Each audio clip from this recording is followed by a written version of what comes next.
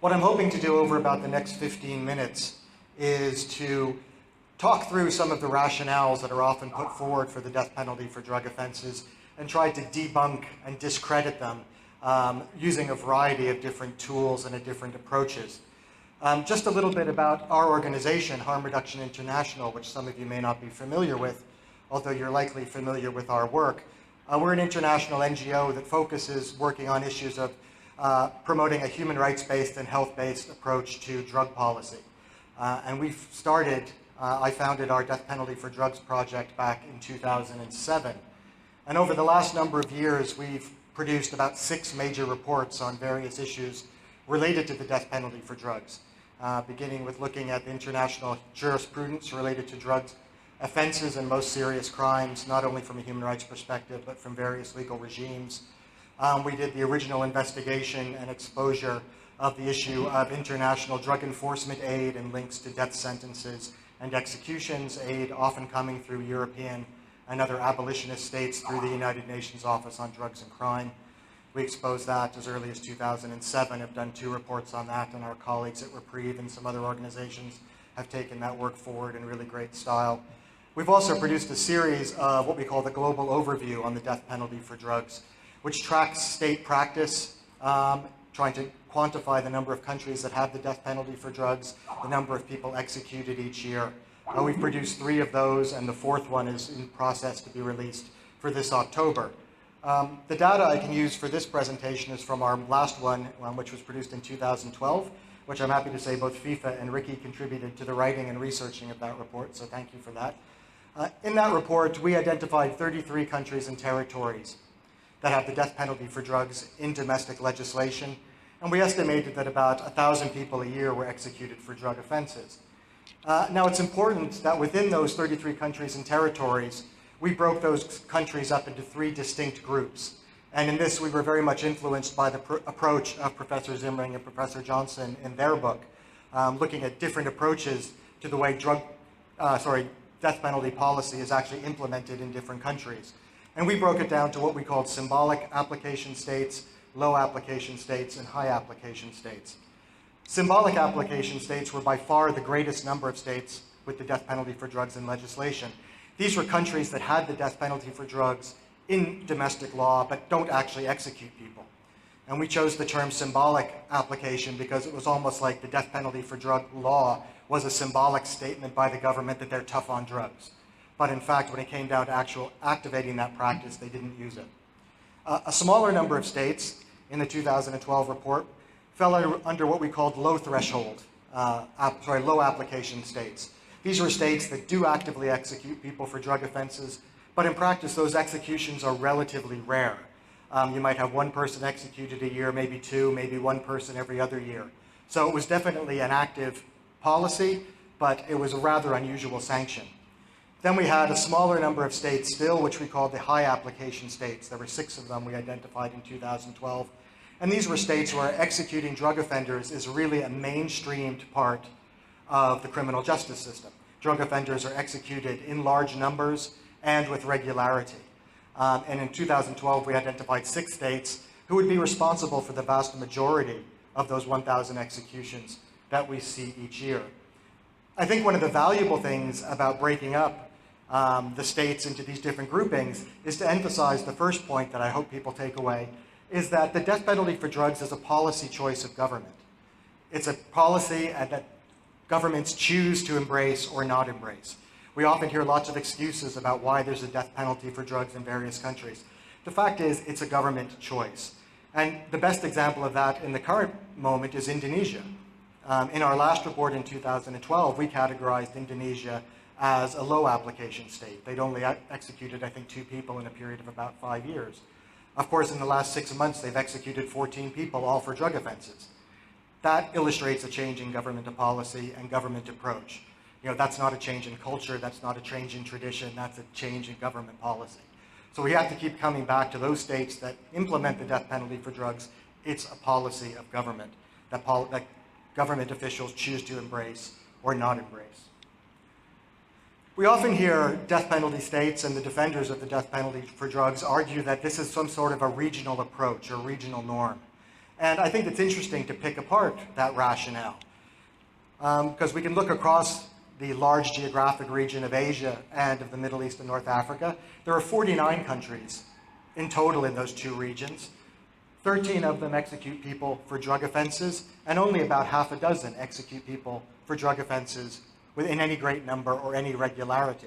So this is a minority approach to governments in those regions. You know, it's hard to say that it's a regional norm. It's actually a minority. The same goes for when we look at other retentionist states and state practice. The World Coalition Against the Death Penalty estimates that there's 92 retentionist states in the world. And again, our research shows that there's 33 countries with the death penalty for drugs in law. So about 1 in 3 retentionist states have the death penalty for drugs. If you go beyond that, it's only about 1 in 7 retentionist states actively execute drug offenders, and only about 1 in 18 fall into that high application state category that execute large numbers of drug offenders. So I think this is important for the second takeaway point I'd like people to make, is that these states that execute drug offenders, particularly these high application states, exist in the extreme fringes of international policy. And I think that has to be emphasized. This is a tiny number of states that execute a large number of people. They're not just a minority of the overall global community. They're a minority of countries in their own regions. They're a minority of death penalty states. They're even a minority of states that have the death penalty for drugs. So this is an extreme government policy practiced by a very tiny handful of governments. For the second part of my presentation, I'd like to talk a bit about international drug control law, the death penalty and most serious crimes. I'm perhaps unusual, maybe amongst most abolitionists, in that my area of specialization is international drug control law. Maybe many of you don't even know that international drug control law exists, but it's a well-established body of public international law. In the UN period, it's codified in 3 major international conventions, one in 1961, one in 1971, and one in 1988. These conventions enjoy near universal ratification amongst member states, and they form the framework or the architecture for both international and domestic drug control, including drug enforcement, drug criminalization, drug prohibition. And I've argued in my work that you really can't disassociate the growth of the death penalty for drug offenses at domestic level from the growth and expansion of the international drug control regime. They really go hand in hand. And I think this is an important element, I think, in trying to argue the case for abolition of the death penalty for drugs. In particular, I call your attention to the 1988 Drug Convention, which is the most recent one.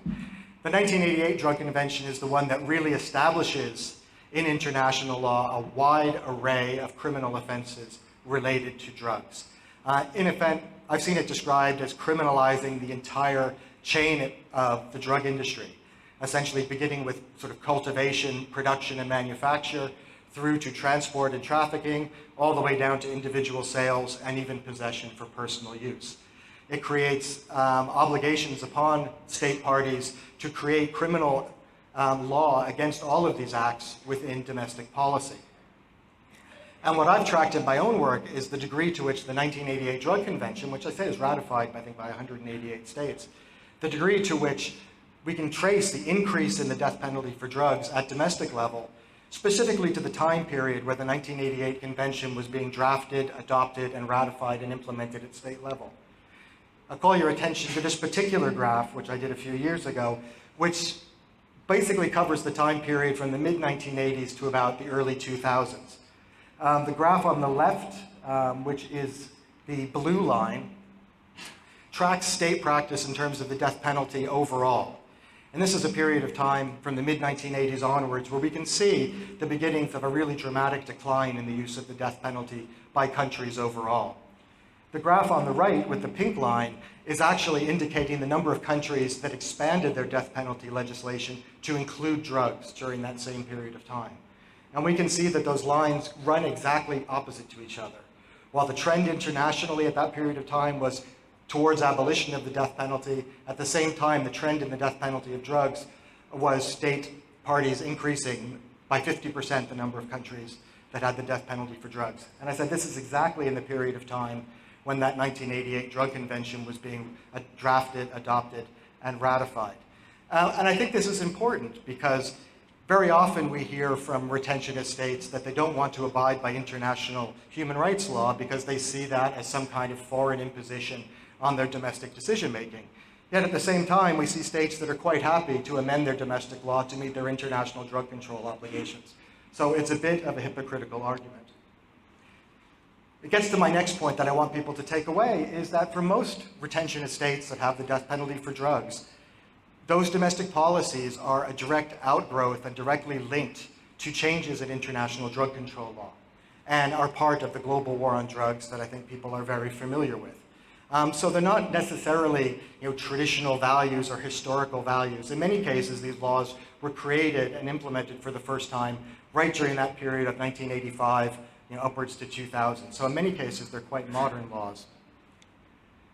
And to finally sort of conclude, I want to talk a bit about the question of most serious crimes, which a number of people have talked about this morning. Obviously, people in this audience will be very aware of the human rights jurisprudence around the question of most serious crimes. I also like to address the question of most serious crimes from the perspective of international drug control law. As I said, that 1988 convention, which establishes all these criminal offenses and penalties and sanctions for those offenses, Article 3 is the main article in the 88 convention, and it establishes and lists all these offenses, I say, from cultivation and manufacture all the way down to individual sales and possession for personal use. Now, the 88 convention defines all of those criminal acts as serious crimes or serious offenses. That's the language of the treaty, which is interesting enough. But what's more interesting is that Article 3.5 of the 88 convention actually highlights and specifies circumstances, we could call them aggravating circumstances, in which those serious crimes achieve a higher threshold of importance or a higher threshold of severity. And this is, I think, quite important because very often we hear from retentionist states, oh, this question of most serious crimes isn't defined in international law. Well, it is in international drug control law. It's actually defined quite specifically. In international drug control law, they call it particularly serious crimes, which is an interesting take on most serious crimes. They're not most serious, they're particularly serious. But the important part here is the exacerbating elements of those normal drug crimes. They include things such as participation in domestic or international organized criminal organizations, exploitation of children, use of violence or firearms, manipulation or corruption of public officials. Those are the kind of elements that make a normal drug crime in the treaty particularly serious, the higher level of severity. The important element here in terms of the question of most serious crimes is that absent those exacerbating features, without those aggravating features, none of the drug crimes in the 88 Convention can be considered most serious crimes in international law because they're not even the most serious crimes in the International Drug Control Conventions.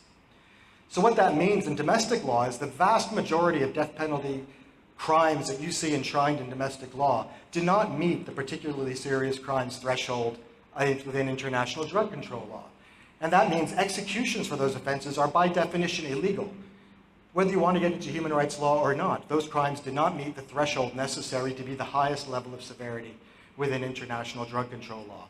They're either too small in quantity, they're too informal in criminal organization, they're too narrow in scope.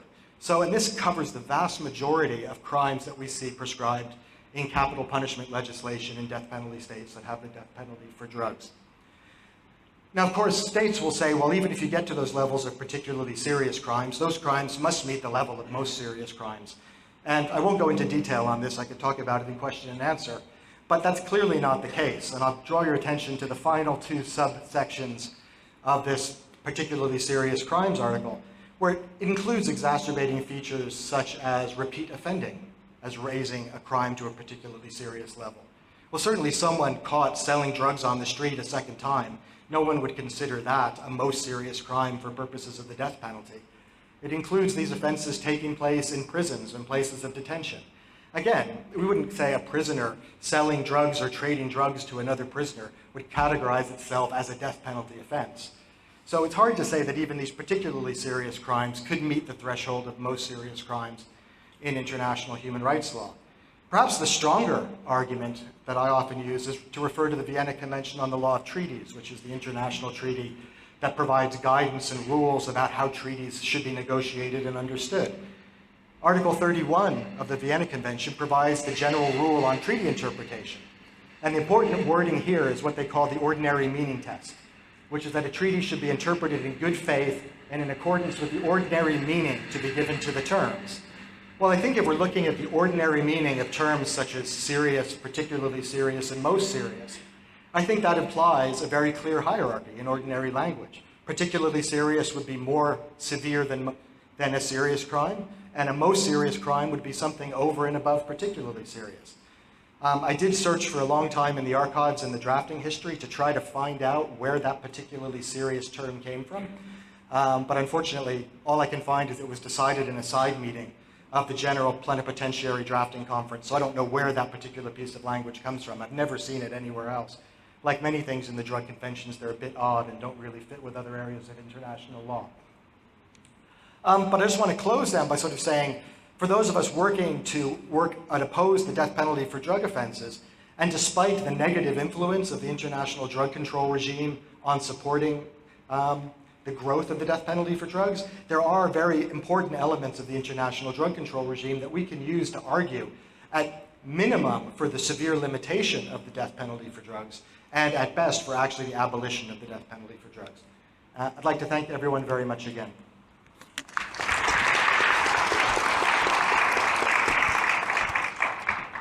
Thank you so much, Rick, for debunking